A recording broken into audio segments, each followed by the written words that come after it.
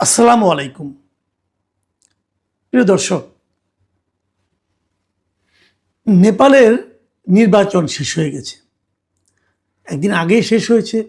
এখনো চূড়ান্ত ফল আমরা পাইনি, কিন্তু আমরা এতটুকু জানি যে ওখানকার যারা আন্দোলন করেছিল আমাদের অনুসরণে, মানে আমাদের মতো করে যে আন্দোলনটা ওখানে হয়েছিল, যেটাকে তরুণদের আন্দোলন আপনি বলতে পারেন অথবা জেনজির আন্দোলন বলতে পারেন, সেই আন্দোলনের যারা নেতৃত্বে ছিল, যে তরুণ নেতারা, তাদের যে দল, তারা যে দলকে সমর্থন দিয়েছে, সেই দল কিন্তু এবারে নির্বাচনে জিতেছে।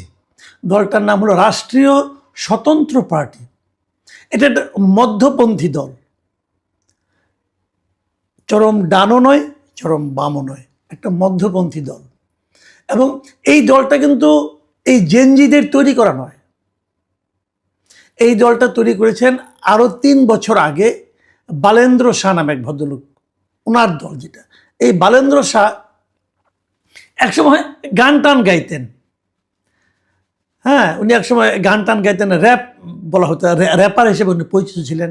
এবং উনি কাঠমান্ডুর একসময় মেয়রও ছিলেন। বয়স খুব বেশি না, অনলি 35। এই বালেন্দ্র শাহর যে দলটা, সেই দলকে সাপোর্ট দিয়েছিল জেনজিরা, মানে আন্দোলনে যারা নেতা ছিল, তরুণ নেতা ছিল তারা। তো তাদের সমর্থন নিয়ে এই দল অলরেডি একদম মানে নিরঙ্কুশ বিজয়ের মাথায় তারা চলে এসেছে।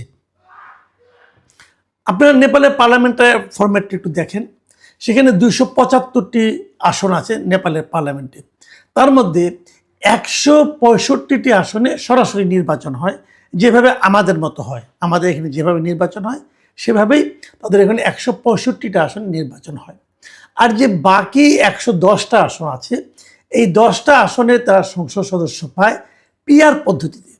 মানে যে দল যত শতাংশ ভোট পায়, সেই দলের ওই 110-এর তত শতাংশ প্রতিনিধি সংসদে থাকে। এই সব মিলিয়ে 275টি আসন। এবং সেই আসনে এরই মধ্যে যতটুকু দেখা যাচ্ছে যে এই রাষ্ট্রীয় স্বতন্ত্র পার্টি যেটা আছে, তারা 165-র মধ্যে 120টার মতো আসন তারা পেয়ে যাবে। এর চেয়ে বেশি হতে পারে, এর চেয়ে কমবে না। তো 165-র মধ্যে যদি 120টা হয়, তাহলে আপনি ধরে নিতে পারেন এটাতে এক ধরনের নিরঙ্কুশ জয়ী হবে। এবং এই অনুপাতে তারা ভোটও পাবে। সেখানেও পিয়ারেও তারা ওই একই অনুপাতে যদি জিততে থাকে, তাহলে এবার আর নেপালে ওই আগে যেরকম একটা অস্থির পার্লামেন্ট হতো, সেরকম কিছু হবে না। দেখুন, নেপালের যে নির্বাচনটা হলো, এই নির্বাচনটা কিন্তু আমাদের মতো 1.5 বছর কিন্তু অন্তর্বর্তীকালীন সরকার সেখানে জোর করে বসেছিল না। বরঞ্চ ওনাদের এখানে সুশীলা কার্কি নামে যিনি দায়িত্ব নিয়েছিলেন, তিনি ছিলেন নেপালের একসময় চিফ জাস্টিস, মানে প্রধান বিচারপতি, এক ভদ্র মহিলা। উনি এসেই ঘোষণা করলেন যে আমরা মার্চের 5 তারিখ ইলেকশন করব। এবং সেখানে কিন্তু আমাদের এখানে আমাদের অনুকরণে তরুণরা, জেনজিরা কিন্তু প্রথম দিকে নানা ধরনের রাষ্ট্রীয় সুযোগ সুবিধা পাওয়ার চেষ্টা করেছিল, বলেছিল তাদের মন্ত্রিপরিষদে নিতে হবে, অমুক করতে, প্রশাসনে তাদের হস্তক্ষেপ ছিল, নানা রকম তাদের চেষ্টা ছিল। কিন্তু সুশীলা কার্কি সেটাকে কঠোর হস্তে দমন করেছেন। এবং উনি স্পষ্ট বলেছেন যে উনি নেপালকে বাংলাদেশ হতে দেবেন না। মানে বাংলাদেশে যেটা হচ্ছিল, এই পোলাপান, বাচ্চা বাচ্চা পোলাপানকে এটা মন্ত্রী বানায় দেওয়া এবং মন্ত্রিত্ব পায়ে তারা ধরাকে সরাজ্ঞান করা, লুটপাট, একদম মানে ভয়ঙ্কর অবস্থা, নানা ধরনের স্ক্যান্ডাল তৈরি করা, এই সুযোগটা সুশীলা কার্কি শুরু থেকেই দেননি। এবং উনি এটাকে কঠোর হতে দমন করেছিলেন যে না, এটা আমি করতে দেব না। ইলেকশন করো, ইলেকশন করে জিতে আসো। ওখানেও কিন্তু দাবি উঠেছিল যে এই যে ওনাদের যে সাবেক যে প্রধানমন্ত্রী ছিল কেপি ওলি, তার দলকে, তাদেরকে নিষিদ্ধ করার। সুশীলা কার্কি বলেছেন না, নিষিদ্ধ করলে জনগণ করবে, আসো তোমরা ইলেকশনে আসো। কেপি ওলি কিন্তু ইলেকশন করেছেন, ভেরি ইন্টারেস্টিং। এবং কেপি ওলি যেখান থেকে ইলেকশন করেছেন, এই যে ওদের যে বালেন্দ্র শাহ, উনি কিন্তু সমস্ত প্রথা ভেঙে, মানে ওই জায়গায় সে কখন সীমান্তবর্তী একটা এলাকা, তার সেই আসনটার নাম হলো ঝাপা 5, ওইখানে কেপি ওলির নিজের আসন। এই ভদ্রলোক অনেক পুরনো পলিটিশিয়ান, 74 বছর বয়স, সেই অলির আসনে যে কিন্তু বালেন্দ্র দাঁড়িয়েছেন। এই যে চ্যালেঞ্জ নেওয়ার যে মানসিকতাটা, এটা কিন্তু বালেন্দ্র জি জিতেছেন, অনেক ভোটের ব্যবধানে উনি জিতেছেন। তাহলে কি হলো?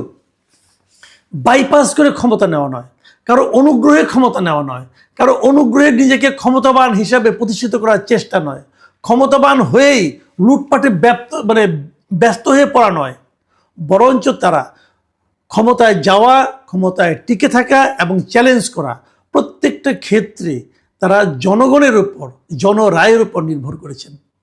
যে কথাটা শুরু থেকে আমি বলছিলাম যে আওয়ামী লীগকে আপনারা, আওয়ামী লীগ, ছাত্রলীগ, যে কোনো সংগঠন হোক, এদেরকে আপনি প্রশাসনিক আদেশে, নির্বাহী আদেশে আপনারা নিষিদ্ধ করেন না, জনগণের কাছে ছেড়ে দেন।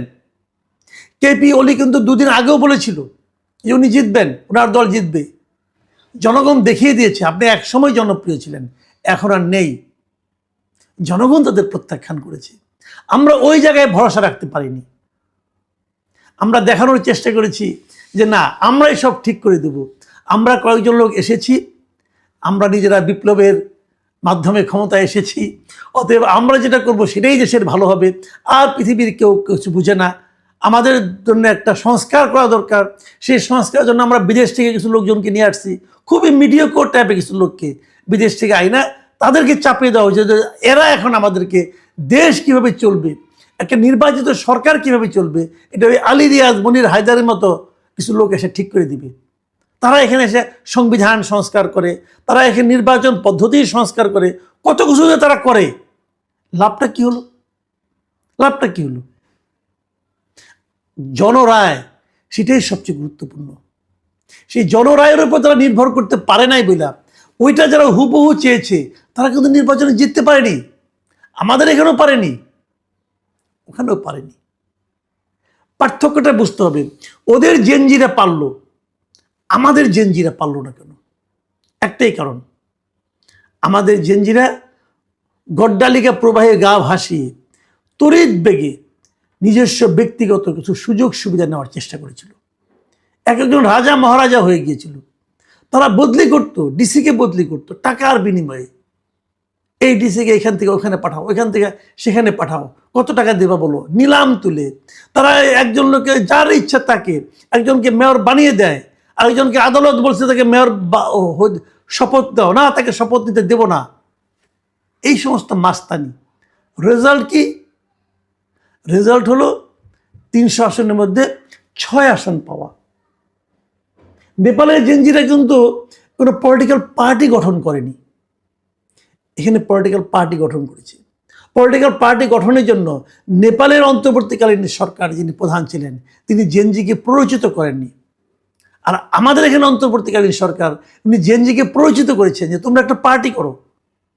মোদ্দা কথা, এই যে একটা ইয়ুথ ফোর্স, এই যে একটা ইয়াংদের যে একটা প্রবল শক্তি, এই শক্তিটাকে নেপালের যিনি অন্তর্বর্তীকালীন সরকার ছিলেন, সরকারের প্রধান ছিলেন, তিনি সেটাকে স্বাভাবিক গতিতে চলতে দিয়েছেন, ওটাকে উনি ডিরেলড হওয়া থেকে থামিয়েছেন।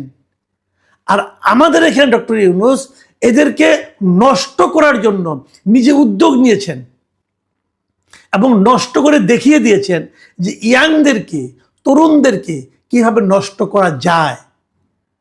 এবং জাস্ট এমন নষ্ট করেছেন যে আগামীতে আমাদের এখানে আরেকটা তরুণদের আন্দোলন করতে কিন্তু কঠিন হবে, সাধারণ মানুষ এদেরকে আর বিশ্বাস করবে না। এই পুরো অপকর্মটা নিজের দায়িত্ব নিয়ে ডক্টর ইউনূস করেছেন, সুকৌশলে করেছেন। আমরা ওখানে দেখেছি যে আন্দোলনের পর আন্দোলনের রেজাল্টটা যথা জায়গায়, মানে ঠিক হাতে দেওয়ার জন্য ওখানে সুশীলা কার্কির মতো একজন নির্লোভ ব্যক্তি ছিলেন, একজন যোগ্য লোক ছিলেন। আর আমরা এখানে এসে পড়েছি ডক্টর ইউনূসের মতো একজন লোভী এবং আত্মকেন্দ্রিক লোকের হাতে, যিনি নিজে দায়িত্ব নিয়ে ইয়াং জেনারেশনের যে প্রবল আকাঙ্ক্ষা সেটাকে নিজেরা পদদলিত করেছেন এবং তাদেরকে একদম জাস্ট শেষ করে দিয়ে গেছেন।